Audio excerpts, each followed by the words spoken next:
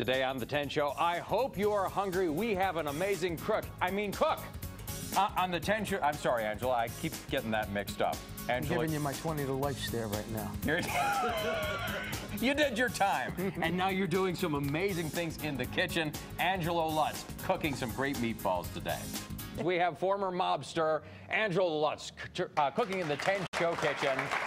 He was part of the racketeering trial, in fact, convicted of racketeering associated with the Joey Merlino organized crime gang. Served 7 years in the big house, but he's traded in his prison stripes for a very successful restaurant career, which is now 16 months and counting. Angelo Lutz, great to see you. Welcome to the 10 Show. Great. I hear some great things about your restaurant, some fantastic food. Yeah, it's Italian comfort food. It's the only way to describe it.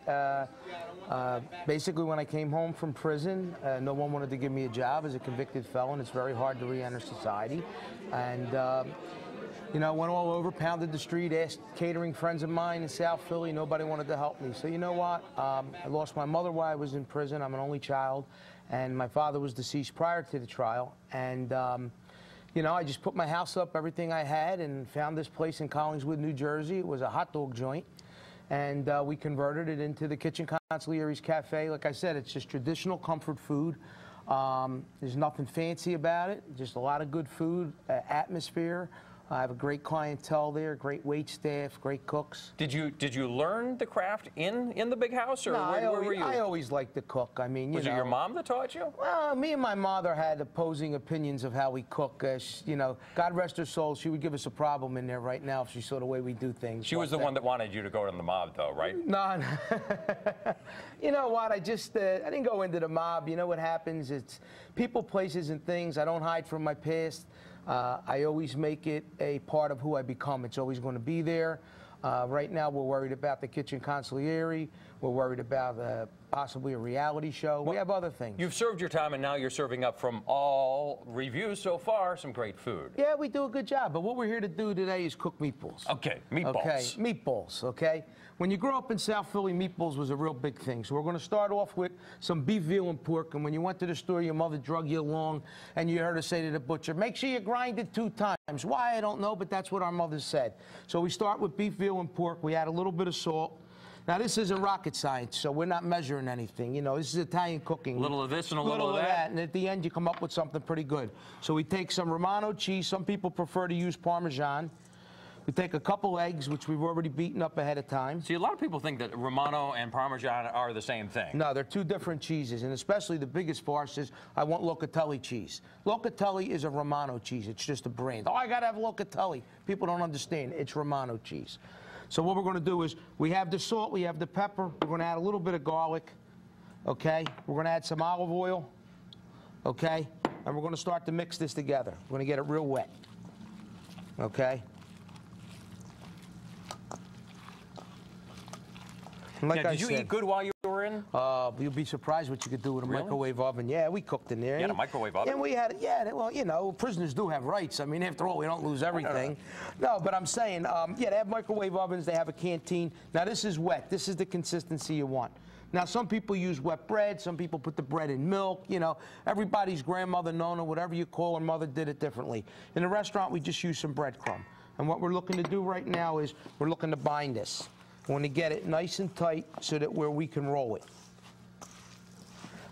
Yeah, in prison we have what they call procurement agents. They were usually guys that didn't have much in the ways of funds or family supporting them. But they were good at getting stuff? Well, they worked in the kitchen. We had a lot of Morgan Freemans, like I said on one of my segments. We had a lot of Morgan Freemans from Shawshank in there. So they were good at getting things. There was always a go-to guy.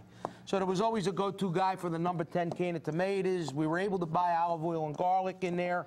And, Was there anything you couldn't get? Yeah, I couldn't get a cheesesteak. Although, you know, I mean, there's a lot of things. This is a G-rated show that we couldn't get in prison. You understand what I'm saying? Yeah, I'm sure the cheerleaders are dying to hear about it, but they'll have to wait until they grow up to read your book. Yes, and I do have a book coming out. Do you have a book? When's that coming out? Hopefully in November. Myself and George Anastasia, the Inquirer reporter, we have a cookbook coming out titled Cooking with the Kitchen Consigliere. And what's this about reality television? Is that really a possibility? We're being wooed right now by 2 production companies, and we're in negotiations with another. So anyway, here's where we are. All right. Here's our meatballs. Sticking up a bit? Sticking up a little bit like that. So we'll take off our glove. We did it politically correct. Now, you can't roll them with a glove. So everybody rolls their meatballs differently. Some people use a scoop, a weight. All you want to do is you got a nice consistency. You're going to roll them, roll them, roll them, and roll them, okay? When you get what you want, then you have what's over here, okay? Do they need to rest before they go in the... No, there's no resting in this cooking. There's no resting in Italian cooking. So then what we do is we cook some of them as we're going on, and you always have to put a piece of paper towel. You want to drain the excess oil off. So we had some cooking, right. We're frying them up. We're cooking them on a low heat. You want them cooked all the way, and you want them fried. Then you're just going to put your meatballs in here like this. And then they're going to start to cook some more. So, and then when they get brown on one side. I mean, in South Philly, this was a big thing on Sunday. You know, your mother got up 6 o'clock in the morning. You went out the night before. You're all shungad. You went out. You drank. You know, you're going to go up, but you got to go to church. You're a good Catholic boy. So next thing you know, Nikki knows Joe Bag of Donuts is coming over to pick you up for church because everybody's mother made sure they went to church. My mother might have had 25, 30 meatballs fried by 8:30, 9 o'clock. Well, we could fill. We have a huge mob in the. I mean, a group in the studio audience today. Yeah. We should bring a couple people up. Can we have a couple volunteers to come up and try something? Come on right up. We got a table set. Are you ready to serve up some food? I'm always ready. Now this is the proper way to eat a meatball. Okay? All right, we which eat way? Them with, the proper way to eat a meatball, this is how we ate them on Sunday morning, like I was off trying a platter? to... Not off a platter. Your mother had them in a... Not as nice and garnished as it is today, but she had them like this. She started out, now she made the sauce. She started out with 36 meatballs. Like I said, by the time your friends came over, she has 22 going in, because when you went in, this is what you did. Grab a meatball, you grab a meatball and you go, yes. All right, well, let me bring it over here and see if I can... And that's how we did it in South Philly. Serve it, what are your names? Raina. Raina? Dante. Dante, all right. Can they use a fork or do they have to grab it? I could use a fork. Do it mob style, whatever you like. Whatever you like. Grab it and bite it. That's it. Now that's one good meatball. Am I right or wrong? Yeah. Tastes good. Now I hear you. Don't be influenced by anything. I want the truth now. The truth will set you free. Remember that. Do you get a lot of complaints there at the restaurant? We get our fair share of complaints. Really? And then you never hear from those people again, right?